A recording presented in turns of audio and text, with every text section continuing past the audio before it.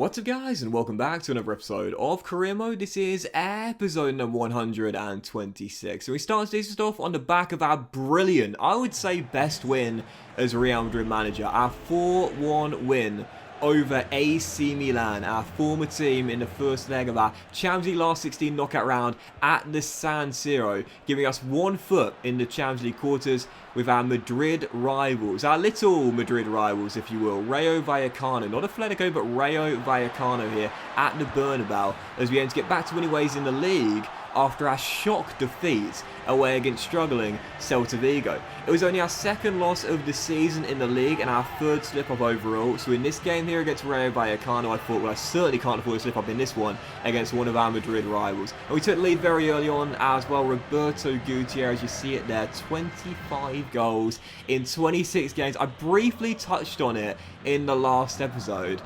I've never had a striker outside of 2 get to 40 goals in a single league season. And you know the 2, if you watched the last episode or if you've been watching me for a while, you'll know them. Ivan Toney in the Premier League and Samuel Bell, I believe, in the Championship, I think. But Gutierrez has a chance to do it in our first season at the Bernabeu. He scored our first and Fatih bagged our second. It was looking like it would be a routine victory here against Rayo Vallecano. However, 43 minutes in, a chance to get back in the game, and they do so as well. I've talked about recently, our defence hasn't been the best. We've sort of eased off a little bit from our tight defence we showed towards the start of the season, and we dropped a lot more clean sheets. It goes there as Vallecano get a lifeline right before the break and make it 2-1. But despite them getting the goal back into the game, I still felt we'd been the better team. And with 20 minutes to go, a chance to make it free. Quiroga puts this shot just wide of the post. It's still 2-1, and with a minute and a half to go, like I said recently, we've not been playing our best, despite the big win against AC Milan, that being the exception to our recent run of form.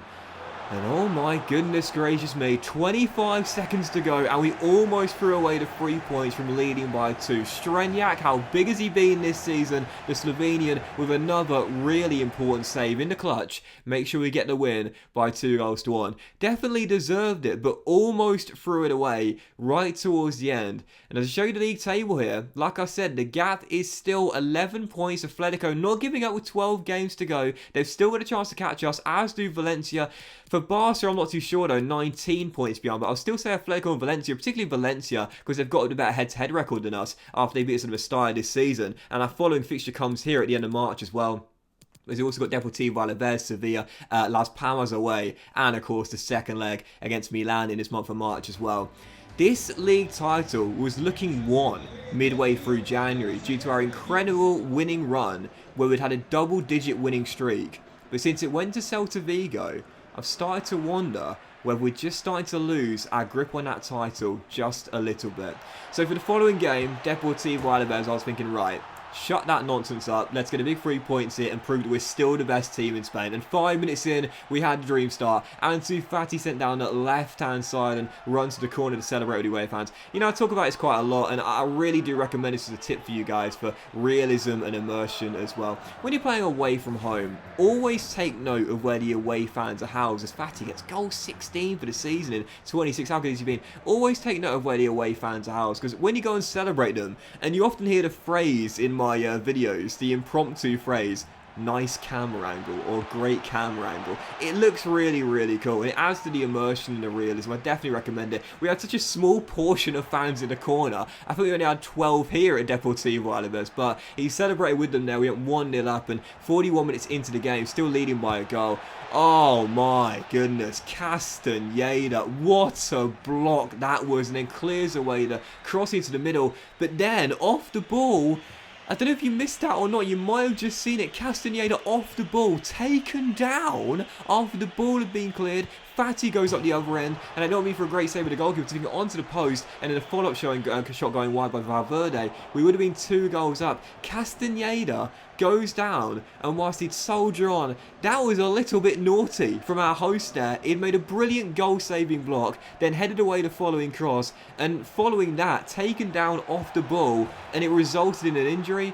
But thankfully for us, the bravery from Castaneda kept us in front heading into the break, and then 6 minutes after the restart, we will get our second. Not sure about the celebration, but I don't mind too much. 2-0 the final score. Melamed doubles our lead. However, I was a little bit worried about Fabricio. He soldiered on for the rest of the game. He's tough as nails, this boy, but he never ran the injury off, and I was thinking, how bad is that one? Because you're already missing Porro for another 2 months. Fabricio's goal-saving block to ensure he probably got the 3 points, but we won't see him again for 3 months. Yeah, Fabricio is done for the season. No, gutted. 16 clean sheets in 26. He's been brilliant this year and the ideal partner for German Sergio Ramos Ledesma.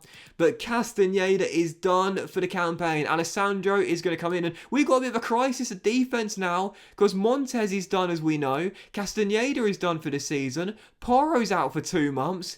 This is a big blow. We're missing 2 of our back 4 and our 4th choice centre-half as well. We've only got 4 centre-halves, well now we've only got 2 available to play. This is a bit of a worrying sign. Castaneda breaks his toe, and fair play to the guy, man, seriously. Had it not been for that incredible block, we probably wouldn't have won that game there away at Deportivo Alaves. Had they found their leveller, it could have been a different story. But Fabricio taking one for the team and taking one for the season. He is done for the rest of the campaign, and that puts us in a real pickle. We're missing him, we're missing Montez, and we're missing Pedro Porro as well. And whilst our defence has been shaky recently, we know now it's going to be even tougher to keep the clean sheets and shut teams out. Case in point in our following game. 8 minutes into the Bernabeu, we face Sevilla and we're down by a goal in the opening 10 minutes. João Pedro puts Sevilla in front, and I was thinking, oh my goodness, I've been talking about our grip on the title has been slipping and loosening a little bit. Lose this game in our first of the Bernabeu, and we'll start looking nervously over our shoulders with the injury crisis we've got at the moment. Thankfully, we'd find our leveller instantly afterwards. Roberto Gutierrez. When you need a hero, there's always one in one of my saves, and Robbie is this year's hero as he fires in our leveller, and then 19 minutes in, everyone expecting the cutback, but Ferran Torres says no, I'll finish it myself. A quick turnaround for Real Madrid from a goal down to 2-1 up in 11 minutes. And that's what we needed, man. And that's what I needed as well. Feeling the pressure, starting to feel the nerves a little bit. But giving us the lead for the first time in the game, making it 2-1. And then 33 minutes in, a chance to make it 3 and get a cushion. And we do so as well. I've talked about it, man. Ansu Fati scores like 50%, probably more than that of his goals. Stepping in from the left, finishing with the right. He's the perfect inside forward in this Real Madrid team. So it's 3-1. We've got ourselves a 2-goal cushion. Thank goodness for that. And I needed it as well, because defensively, all at sea.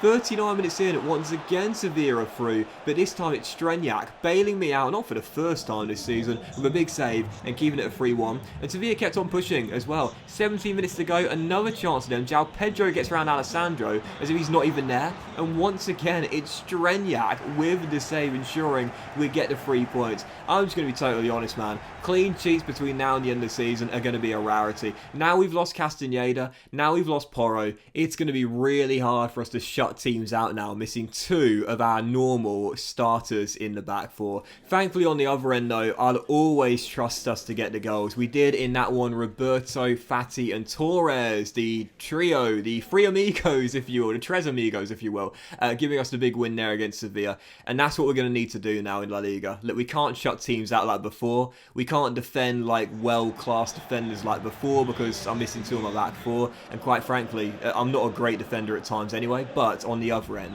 get those goals and make sure we win those games with high-powered offense. So for our 4th and final game of today's episode, well, the message heading into this one was simple. Keep a clean sheet and we're through to the Champions League quarterfinals. But what did I literally just say? I can't defend! I can't defend! And taking on AC Milan, it seemed like the tie was done at the San Siro. A 4-1 victory effectively put 1 foot in the Champions League quarterfinals. But now we're missing Porro, now we're missing Castaneda against one of the deadliest attacking teams in Europe, AC Milan. I was thinking, 4-1 might not be a good enough scoreline. And when Nicolo Ravela scored his 2nd goal against us in the 2 games and made it 1-0, I was thinking, okay, it's very early into this 2nd leg and the alarm bells are ringing. And ringing even more so because we're dropping like flies. Can you believe it? Right before the break, Ansu Fati goes down, and I took him off at half-time. Another player getting injured, and thank God it's not another defender. I couldn't cope with another defender going down. Can you imagine if Ledesma got injured? What on earth would we do? But even so, Fati forced off at the break. We were still down by a goal, but fortunately in the second half, AC Milan just seemed to run out of gas and run out of steam. 10 minutes to go before full-time, losing the game but winning the tie. Alberto Quiroga, given to us from free by Wolverhampton Wanderers, puts us back on level terms, makes it 1-1, and with a minute to go, sets up Roberto Gutierrez, who finishes it off and says, I've had enough of this.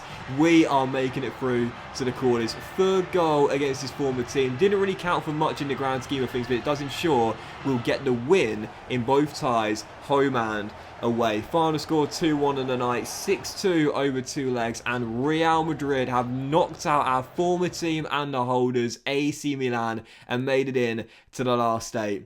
Although I'll say this right now, if we can't defend better, I think our progress in the Champions League is going to end there. Because at the moment, this is worrying. Ansu Fati is down. Thankfully, I've got to show it, but it's just a 5-day injury. Thank goodness for that. I couldn't deal with another major injury, but as you'll see, we do the draw for the Champions League quarter-final. I couldn't get it through the news article, so we did it the traditional way. And Real Madrid have got Barcelona! PSG versus Manchester United, Atletico who knocked out Brentford have got Juve, and it's RB Leipzig versus Leverkusen, an all-German affair, and we've got an all-Spanish El Clasico Champions League quarter-final. I cannot wait, baby. We've won one against them, we've lost one against them, we've drawn one against them. It's anyone's guess as to who makes that through. But bring them on, baby. I can't wait. But that will end today's episode of Career Mode, guys. Massive thank you for watching. Hope you enjoyed. Please drop a like. Much love to you all. Have a fantastic day. And I'll see you for next episode featuring both legs at Champions League quarter-final against Barcelona very soon.